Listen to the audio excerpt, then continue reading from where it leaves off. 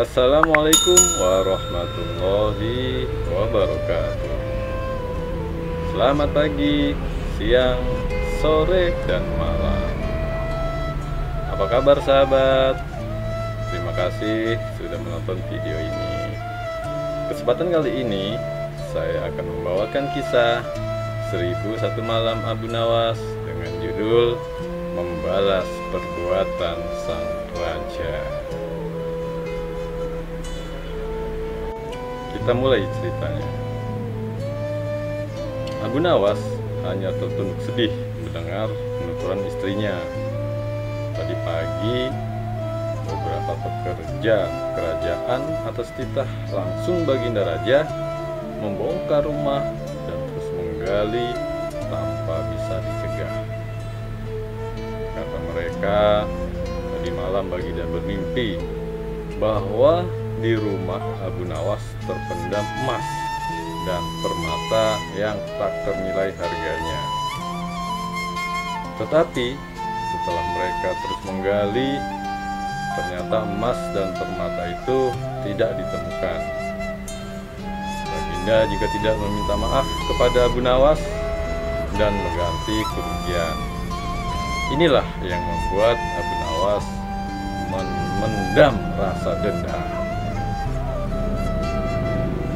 Lama Abu Nawas mempersotak, namun belum juga ia menemukan muslihat untuk membalas Baginda.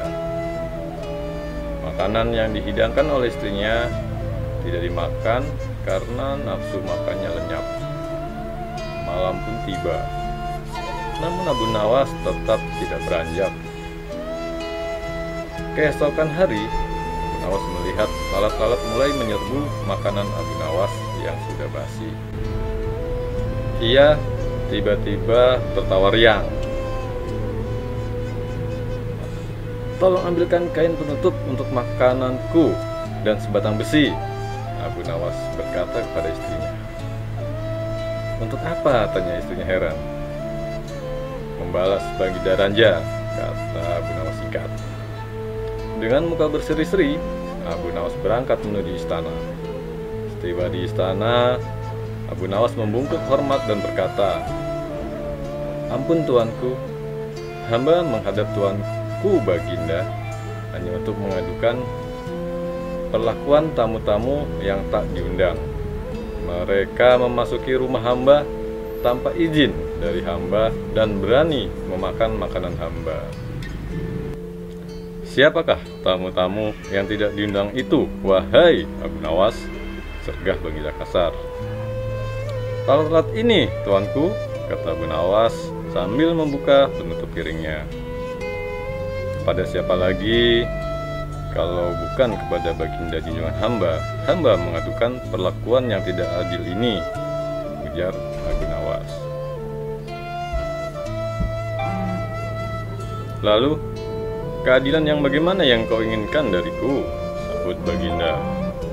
"Hamba hanya menginginkan izin tertulis dari Baginda sendiri agar hamba bisa dengan leluasa menghukum lalat-lalat itu," ujar Abu Nawas. Baginda Raja tidak bisa mengelakkan diri menolak permintaan Abu Nawas karena pada saat itu para menteri sedang berkumpul di istana. Maka dengan terpaksa Baginda membuat surat izin yang isinya memperkenankan Abu Nawas memukul lalat-lalat itu dimanapun mereka hinggap. Tanpa menunggu perintah, Abu Nawas mulai mengusir lalat-lalat yang ada di piringnya hingga mereka terbang dan hinggap di sana-sini. Dengan tongkat besi yang sudah sejak tadi dibawanya dari rumah, Abu Nawas mulai mengejar dan memukul lalat-lalat itu. Ada yang hinggap di kaca. Abu Nawas dengan leluasa memukul kaca itu hingga hancur. Kemudian vas bunga yang indah. Kemudian giliran patung hias. Sehingga sebagian dari istana dan perabotannya remuk diterjang tongkat besi Abu Nawas. Bahkan Abu Nawas tidak merasa malu memukul lalat yang kebetulan hinggap di tempayan Baginda Raja. Baginda Raja tidak bisa berbuat apa-apa kecuali menyadari kekeliruan yang telah dilakukan terhadap Abu Nawas dan keluarganya. Dan setelah merasa puas, Abu Nawas mohon diri. Barang-barang kesayangan Baginda yang banyak yang hancur. Bukan hanya itu saja, Baginda juga menanggung rasa malu. Kini ia sadar betapa kelirunya berbuat semena-mena kepada Abu Nawas. Abu Nawas yang nampak lucu dan sering menyenangkan orang itu ternyata bisa berubah menjadi garang dan ganas, serta mampu membalas dendam terhadap orang yang mengusiknya. Abu Nawas pulang dengan perasaan lega. Istrinya pasti sedang menunggu di rumah untuk mendengarkan cerita apa yang dibawa dari istana. Demikian kisah 1001 Malam Abu Nawas dengan judul Membalas Perbuatan Raja. Semoga ada hikmah yang bisa kita ambil dari kisah Abu Nawas ini. Terima kasih telah menyaksikan atau menyimak kisah tentang Abu Nawas ini. Semoga para sahabat sekalian diberikan kesehatan, keberkahan, dan kemudahan segala urusannya. Wassalamualaikum warahmatullahi wabarakatuh.